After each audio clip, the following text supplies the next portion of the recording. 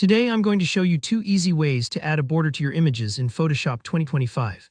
Borders are a fantastic way to make your photos stand out, whether you want a sleek outline for an online portfolio, a fun accent for social media, or maybe you just want a bit of extra flair around your favorite shot. By the end of this video, you'll know not only how to add a border, but also how to tweak it to fit your own style.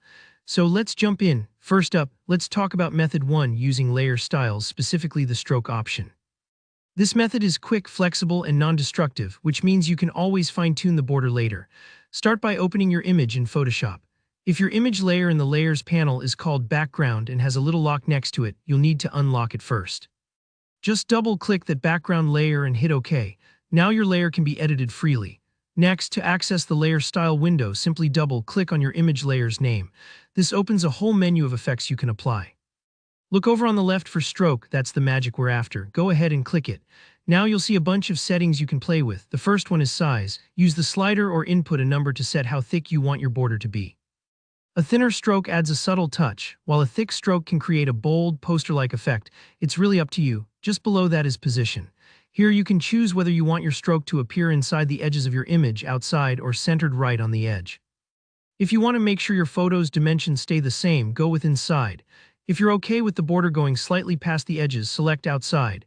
I usually stick with inside unless I'm going for something intentionally dramatic.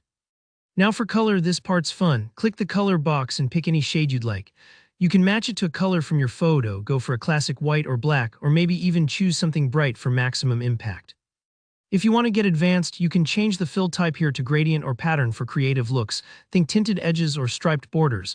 Once you're happy with your settings, click OK. There you go, your border's ready. Now let's check out method 2, which is a little more manual but gives you even more control, especially if you want a border that sits beneath your image, not as a stroke. Start by opening your image and unlocking the background layer just like before. This next step might feel a little technical, but don't worry. Head up to the menu and choose Image, then Canvas Size. In the Canvas Size window, check the relative box. This lets you just type in how much extra space you want around your image. Say, 50 pixels in both width and height adds a nice margin. When you click OK, you'll see your image now sits within a slightly larger canvas. Now let's create a new layer to fill with our border color. Click the Create a New Layer icon at the bottom of the Layers panel. Then grab the Paint Bucket tool. You can press G on your keyboard or find it in your tool panel. Pick the color you want for your border and simply click anywhere on the canvas. The new layer fills with that color. Here, the trick. Drag this filled layer underneath your image layer in the Layers panel. Now your photo floats above the colored border. You can always resize your image or adjust the border's color later.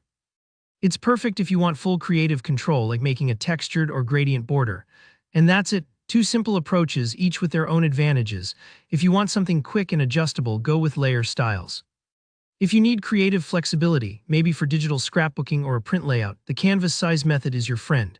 If anything didn't quite work or you have a question, just pause, rewind, and try again. Photoshop is all about experimenting until you get the look you want. Thanks for watching. If you found this tutorial helpful, tap that like button. And if you have any questions or want to share your results, drop a comment below. I love seeing what you come up with. And don't forget to subscribe for more easy creative Photoshop guides. See you in the next video.